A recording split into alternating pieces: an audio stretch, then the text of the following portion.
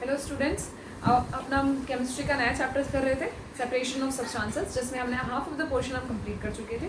हमने उसमें पढ़ा था कि सब्सटेंसेस कैसे सेपरेट किए जाते हैं, क्यों सेपरेट किए जाते हैं। सबसे पहली चीज़ हमने ये पढ़ी थी।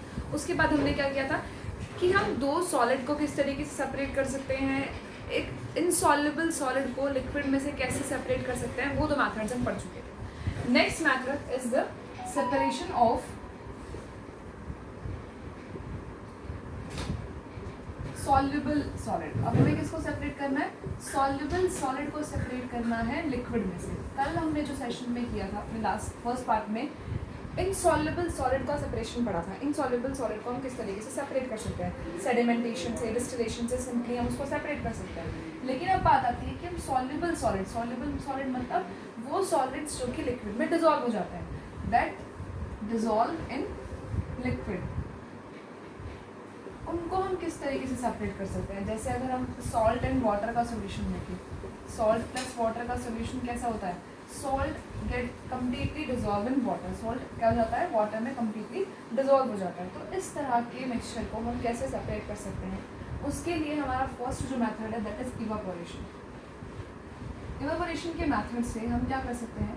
हम सॉल्युबल सॉलिड को सेपरेट कर सकते हैं। कैसे किया जाता है? जैसे हम ये अपना सॉल्ट वाटर सोल्यूशन ले लेते हैं, क्या किया जाएगा? एक कंटेनर में चाइना डिश बोलते हैं, मतलब एक बॉल टाइप होती है, दिस इज चाइना डिश। इसमें हम क्या करेंगे? अपना सॉल्यूशन फिल करके रखेंगे। देन इसको बर्नर पे लगाया जाता है।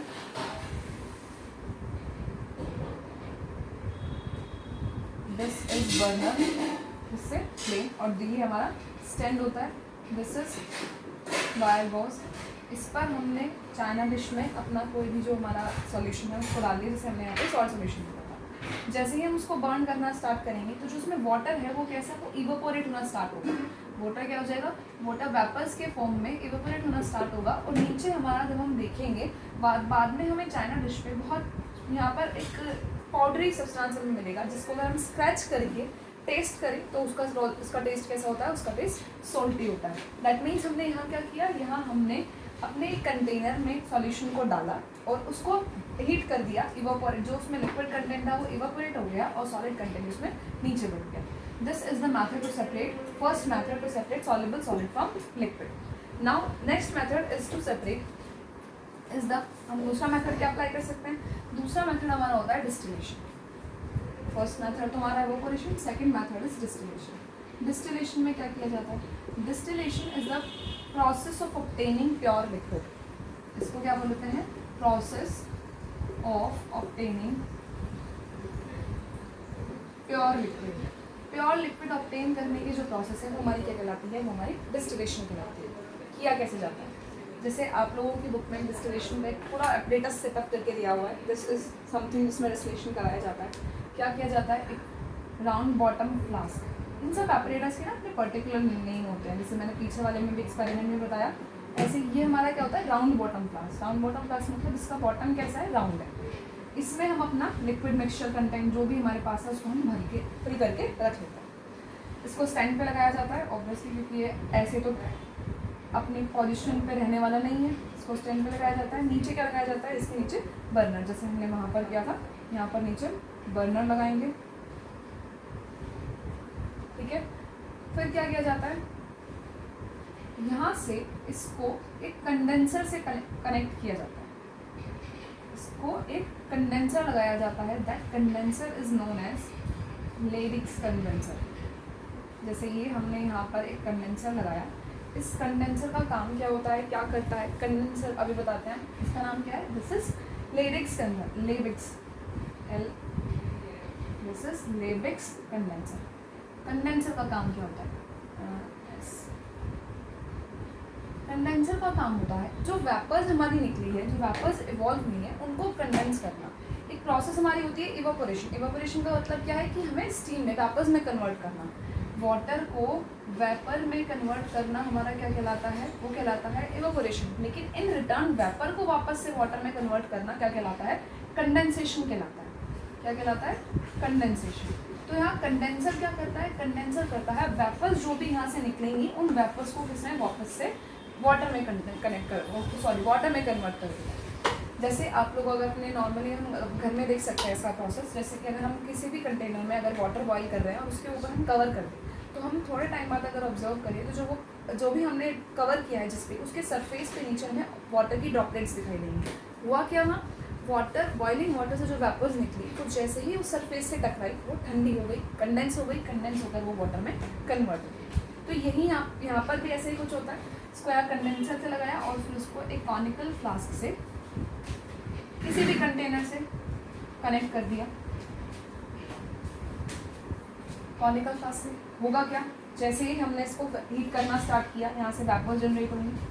उन वेपर्स के लिए यहाँ से जाने के लिए कोई स्पेस नहीं है, क्योंकि हमने यहाँ पर लगाई हुई है पॉट, यहाँ से इसको बंद किया हुआ है। तो वेपर्स के लिए स्पेस कौन सा बचता है, इस कंडेंसर से पास होगा। जैसे ही वेपर्स इस कंडेंसर से पास होगी, यहाँ पर क्या किया जाता है, यहाँ पर ठंडा पानी में लिया जाता है, कोल्ड वाटर से फिल कर लिया जाता है। कुछ केसेस में आइस भी डाल देते हैं। तो जैसे ही होगा तो वो जो वेपर्स हमारी आ रही हैं वो क्या हो जाएंगी, वो कोल्ड होना स्टार्ट होंगी, ठंडी होना स्टार्ट होंगी, जिसकी वजह से वो वाटर में कन्वर्ट होकर और हम यहाँ पर उस वाटर को कलेक्ट कर सकते हैं। This whole process is known as distillation. Distillation में हमने क्या किया, जो हमारा सॉल्यूशन था उससे प्योर लिक्विड ऑब्टेन कर लिया। जो वेपर्स यहाँ जनरेट हो रही है वो बिल्कुल प्योर लिक्विड कंटेन करती है और उनको हमने वाटर में कन्वर्ट करके ऑब्टेन किया। This whole process is about distillation. Heat कर देती हूँ मैं, हमने राउंड बॉटम फ्लास्क में क्या लिया, सॉल्यूशन फिल कर लिया, उसको हीट किया। हीट करके जैसे ही वेपर्स निकलेंगे वो वेपर्स कंडेंसर से पास होकर वाटर में कन्वर्ट होगा। So this is the method of separating soluble solid from liquid. Soluble solid को लिक्विड से हम कैसे सेपरेट कर सकते हैं, ये वो method. Next we come to the, अब हमारी बात आती है, हमने सॉलिड सॉलिड सेपरेशन पढ़ लिया, solid liquid separation. Solid liquid separation में इनसॉल्युबल भी हो गया और सॉल्युबल भी हो गया। Next we come to the point separating two liquids. हमारा नेक्स्ट पॉइंट क्या आता है, सेपरेटिंग टू लिक्विड्स। दो लिक्विड को कैसे सेपरेट किया जा सकता है। दो लिक्विड को सेपरेट करने का क्या मतलब है। अब दो लिक्विड्स भी ना हमारे दो टाइप के होते हैं, जैसे हमने पिछले वाले चैप्टर में पढ़ा था। एक हमारे होते हैं मिसेबल लिक्विड्स, एक हमारे होते हैं immiscible liquids. Miscible liquid are those liquids that mix with each other. वो लिक्विड्स जो कि एक दूसरे में अच्छे से मिक्स हो जाए। जैसे मैंने पहले भी आप लोगों को एग्जांपल बताया था, अल्कोहल प्लस वाटर। अल्कोहल और वाटर का मिक्सचर ऐसा होता है, सोल्यूशन ऐसा होता है, ये दोनों आपस में एक दूसरे में अच्छे से मिक्सअप हो जाते हैं। This solution contains miscible liquid. Miscible मतलब जो एक दूसरे में मिक्स हो जाता है, completely mix with each other. Immiscible liquids कौन से होते हैं, immiscible liquid are those liquids that do not mix with each other. जैसे हमारा oil and water. Oil and water का जो मिक्सचर होता है उसमें होता क्या है, वाटर के ऊपर हमारा जो ऑयल है वो क्या करता है, वो फ्लोट करता है। These liquids are known as immiscible liquids. तो अब हम दोनों को सेपरेट करना है कि ऑब्वियसली अलग अलग तरीके होते हैं। कैसे सेपरेट कर सकते हैं, सबसे पहले अगर हम किसकी बात करें, हम इमिसेबल लिक्विड्स की बात करें। इमिसेबल लिक्विड्स को हम कैसे सेपरेट कर सकते हैं, by using separating funnel. By using separating funnel. Separating funnel का यूज़ करके हम क्या कर सकते हैं, इमिसेबल लिक्विड्स को सेपरेट कर सकते हैं। सेपरेटिंग फनल क्या होती है, आपकी बुक में एक एक्टिविटी दी हुई है, इसमें डायग्राम है, देखो ये जो फनल लगाई हुई है समवट लाइक इस तरह, इसको बोला जाता है सेपरेटिंग फनल। ये सेपरेटिंग फनल में करते क्या है, हमने जैसे हमारा ऑयल वाटर का सॉल्यूशन था, हमने उसमें फिल कर दिया। यहाँ से इसमें कॉर्क होती है, मतलब इसका जो ओपनर होती है, जिससे हमसे नॉब होती है एक तरह से, जिससे हम ऑन और ऑफ कर सकते हैं, ओपन और क्लोज कर सकते हैं। हमने यहाँ अपना सॉल्यूशन फिल कर लिया, वाटर है और उसके ऊपर क्या फ्लोट कर रहा है, उसके ऊपर ऑयल फ्लोट कर रहा है। ठीक है, क्या करेंगे, नीचे एक बीकर लगा लेंगे और धीरे धीरे जो हमारे ये नॉब है उसको ऑन करेंगे, धीरे धीरे ओपन करेंगे ताकि सिर्फ और सिर्फ हमारा क्या जा सके, वाटर नीचे जाए। धीरे धीरे जैसे ही हम ऑन कर रहे हैं, मेक श्योर कि जैसे ही हम इसकी इस ऑयल की लेयर तक पहुँचे, वी क्लोज द नॉब। हमने क्या करना है, नॉब को बंद कर देना है। उससे होगा क्या, जो वाटर था वो तो हम नीचे कंटेनर में ऑब्टेन कर लेंगे और जो ऑयल था वो ऊपर रह जाएगा। This is a separating funnel, जिससे हम क्या कर सकते हैं, दो इमिसेबल लिक्विड को सेपरेट कर सकते हैं। करना कुछ नहीं है, दो इमिसेबल लिक्विड्स हैं, एक ऊपर फ्लोट करेगा, एक नीचे रहेगा। तो हमारा जो नीचे वाला है उसको नॉब खोल के हमें धीरे धीरे दूसरे कंटेनर में पॉर करना है और जो फर्स्ट वाला हमारा जो ऊपर फ्लोट कर रहा है उसको ऐसे ही उसमें छोड़ देना है। बहुत केयरफुली इसको किया जाता है, नॉब को कंट्रोल करना पड़ता है। This is the method by which we can separate two immiscible liquids. Next is how can we separate two miscible liquids. हम मिक्सिबल लिक्विड्स मतलब वो लिक्विड्स जो कि एक दूसरे में अच्छे से मिक्स हो जाते हैं, उनको हम कैसे सेपरेट कर सकते हैं? मिक्सिबल लिक्विड्स को सेपरेट करने के लिए एक तरीका होता है, that is known as fractional distillation. क्या कहलाता है? Fractional distillation. डिस्टिलेशन का क्या मतलब था? डिस्टिलेशन का मतलब था कि प्योर लिक्विड को ऑब्टेन करना as a process of distillation. अब ये फ्रैक्शनल डिस्टिलेशन का क्या मतलब है? फ्रैक्शनल डिस्टिलेशन का मतलब है हम ऑब्टेन तो करेंगे यहाँ प्योर लिक्विड, लेकिन अलग अलग फ्रैक्शंस में, क्योंकि हमारे पास दो लिक्विड है। जैसे एग्जांपल से समझते हैं, हमारे पास क्या है? एल्कोहल है और वाटर, इन दोनों का एक सॉल्यूशन हमारे पास प्रेजेंट है। करेंगे क्या? हमने जैसे ही फ्रैक्शनल डिस्टिलेशन किया तो एक बार तो हम एक फ्रैक्शन में, एक पार्ट में हम एल्कोहल को सेपरेट करेंगे और सेकेंड पार्ट में हम क्या ऑब्टेन करेंगे? अपना वाटर ऑब्टेन करेंगे। किस बेसिस पे किया जाता है? यहाँ जो ये किया जाता है वो बॉइलिंग पॉइंट के डिफरेंस के बेसिस पर किया जाता है। यूजुअली वो लिक्विड सेपरेट होते हैं जिनके बॉइलिंग पॉइंट में डिफरेंस होता है। बॉइलिंग पॉइंट में डिफरेंस कहने का मतलब है कि जिनका बॉइलिंग पॉइंट अलग अलग होता है, मतलब एक अलग टेम्परेचर पे बॉयल हो रहा है, ये अलग टेम्परेचर पे बॉयल हो रहा है। होता क्या है एक्चुअल में? जो ये एल्कोहल है इसका बॉइलिंग पॉइंट कैसा होता है? लो बॉइलिंग पॉइंट होता है। बॉइलिंग पॉइंट कम होगा, दैट मीन्स मेरे पास सोल्यूशन है, मैंने हीट करना इसको स्टार्ट किया, तो सबसे पहले जो एल्कोहल है वो वेपर्स में कन्वर्ट हो जाएगा। एल्कोहल जैसे ही वेपर्स में कन्वर्ट हुआ, उनको हम क्या कर लेंगे? उनको हम कंडेंस कर लेंगे। कंडेंस करके एक नए कंटेनर में उसको ऑब्टेन कर लेंगे।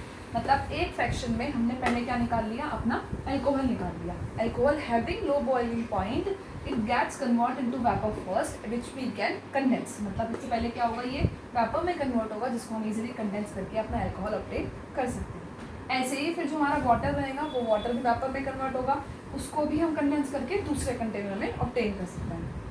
तो यहाँ हमने किस बेसिस पर? बॉइलिंग पॉइंट के डिफरेंस, बॉइलिंग पॉइंट डिफरेंस के बेसिस पर अपने दो मिक्सिबल लिक्विड्स को सेपरेट कर लिया है, and this process is known as fractional distillation. ये प्रोसेस क्या कहलाएगी? हमारी फ्रैक्शनल डिस्टिलेशन कहलाती है।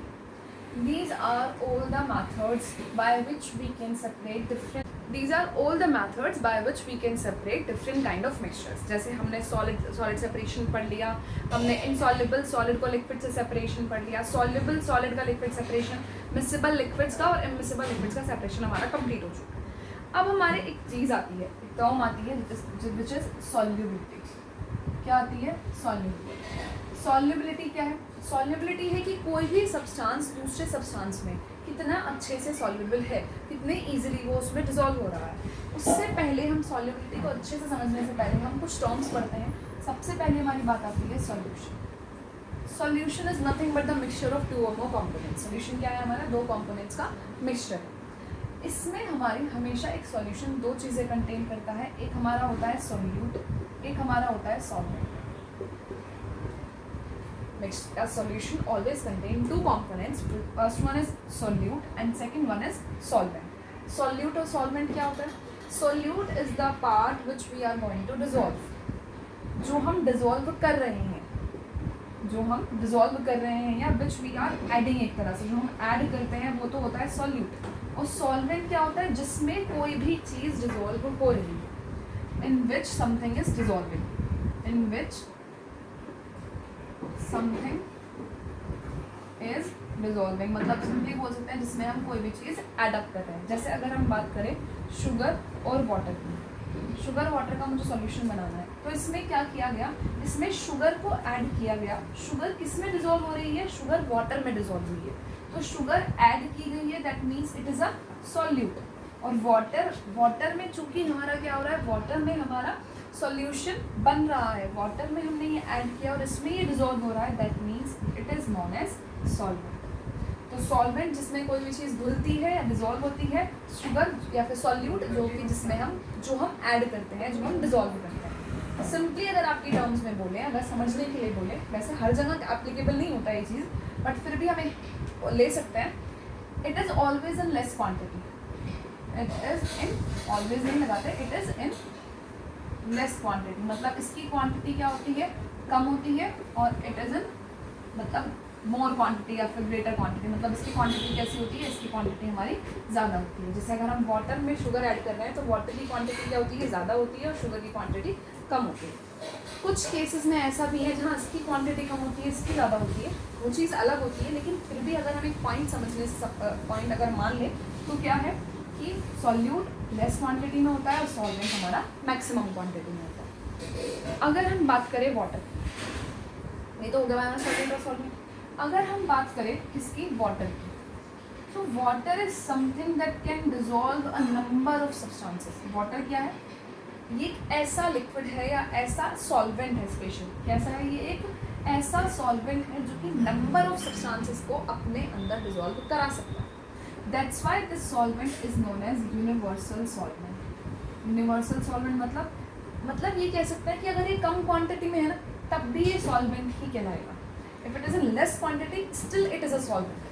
कम भी है तो भी सॉल्वेंट है, हर एक चीज़ को, मैक्सिमम चीज़ों को अपने अंदर डिजॉल्व कर लेता है। That's why it is known as universal solvent. और इसका अपने ज़्यादा बहुत इंपॉर्टेंस भी है। जैसे अगर हम बात करें फूड डाइजेशन की, हमारी बॉडी में फूड डाइजेशन होता क्यों है, होता इसलिए है क्योंकि हम जो फूड लेते हैं वो कॉम्प्लेक्स होता है। कॉम्प्लेक्स मतलब वो वाटर में सॉल्युबल नहीं होता, और जब तक वाटर में फूड सॉल्युबल नहीं होगा हमारी बॉडी उसको ग्रैब नहीं कर सकती, हमारी बॉडी उसको यूटिलाइज नहीं कर सकती। इसीलिए सबसे पहले क्या होता है, जो इनसॉल्युबल फूड है उसको सॉल्युबल फूड में कन्वर्ट किया जाता है डाइजेशन की प्रोसेस से। उसके अलावा हमारी बॉडी में इतनी सारी केमिकल रिएक्शंस चलती हैं, तो कहीं ना कहीं उसमें मेजर पार्ट किसका होता है, वाटर अपना मेजर रोल प्ले करता है। बीइंग अ यूनिवर्सल सॉल्वेंट, ये हर एक चीज़ को, मैक्सिमम चीज़ों को डिजॉल्व कर लेता है। अब जैसे हम एक्वेटिक एनिमल्स की अगर हम बात करें, एक्वेटिक एनिमल्स जो होते हैं वो गैसेस कहाँ से ऑब्टेन करते हैं, वो गैसेस ऑब्टेन करते हैं ऑब्वियसली वाटर से। अगर वाटर में गैसेस हमारी क्या ना हो, डिजॉल्व ना हो, वो अच्छे से उसमें मिक्सअप ना हो, then they are not be able to get their demand. मतलब उनकी डिमांड जो भी है, उनकी जो रिक्वायरमेंट्स है वो पूरी नहीं हो पाएगी। इसीलिए water plays a very crucial role in our lifes in every aspect. हर तरीके से हम वाटर के बिना सर्वाइव नहीं कर सकते। ये एक ऐसा सॉल्वेंट है जो मैक्सिमम नंबर ऑफ सब्सटेंसेस को अपने अंदर डिजॉल्व कर देता है, तो ये बहुत इंपॉर्टेंट रोल प्ले करता है। अब हम बात आता है सॉल्युबिलिटी की। सॉल्युबिलिटी क्या है, सॉल्युबिलिटी कि किसी भी सॉल्वेंट में कोई सोल्यूट कितने अच्छे से डिजॉल्व हो जाता है। जैसे अब एक सॉल्यूशन, हमारे एक टाइप के सॉल्यूशन होते हैं जिसको हम बोलते हैं saturated solution. There is a type of solution which is known as saturated solution. Saturated solution क्या है, saturated solution is those solution, they are those solutions that do not dissolve further solute। मतलब limit एक तरह से क्या मतलब क्या है, saturated solutions are those solutions जिसमें हम और ज़्यादा सोल्यूट ऐड नहीं कर सकते। जैसे हम स्टार्ट करते हैं, हमने क्या किया, एक ग्लास वाटर लिया, we have taken a glass of water. अब मैंने उसमें सबसे पहले 1 स्पून शुगर ऐड किया, सबसे पहले एक स्पून शुगर ऐड किया, डिजॉल्व हो गया, फिर 1 स्पून और ऐड किया, फिर 1 स्पून और ऐड किया। एक पॉइंट ऐसा आ गया जहाँ अब इसमें अगर मैं और शुगर ऐड भी कर रही हूँ तो वो शुगर डिजॉल्व नहीं हो रही। एक पॉइंट, वो पॉइंट या फिर वो एक तरह से वो वैल्यू जहाँ पर जाने के बाद और फर्दर सॉल्यूट उसमें डिजॉल्व नहीं हो रहा है। हम सॉल्यूट ऐड तो कर रहे हैं लेकिन हमारे ऐड करने का कोई बेनिफिट नहीं हो रहा है। That solution is known as saturated solution, simply in which no more solute can be added. In which no more solute can be added, मतलब जिसमें हम और solute add नहीं कर सकते, वो solutions क्या कहलाते हैं, saturated solution कहलाते हैं। मतलब उनकी solubility क्या हो गई है, fix हो गई है, वो उससे ज़्यादा अपने अंदर कुछ dissolve नहीं कर सकते। लेकिन एक तरीका है कैसे हम उसमें और डिजॉल्व कर सकते हैं। अब जैसे हमने सपोज 1 ग्लास पानी में we have taken a glass of water जिसमें हमने 10 स्पून ऑफ शुगर ऐड कर दिए हैं। अब हम क्या कर रहे हैं, उसमें जो नेक्स्ट स्पून अगर हम ऐड कर रहे हैं तो वो उसमें डिजॉल्व नहीं हो रही है, लेकिन हमें फिर भी डिजॉल्व करनी है, तो हम क्या कर सकते हैं, हम उसका टेम्परेचर इंक्रीज कर सकते हैं। By increasing temperature we can increase solubility.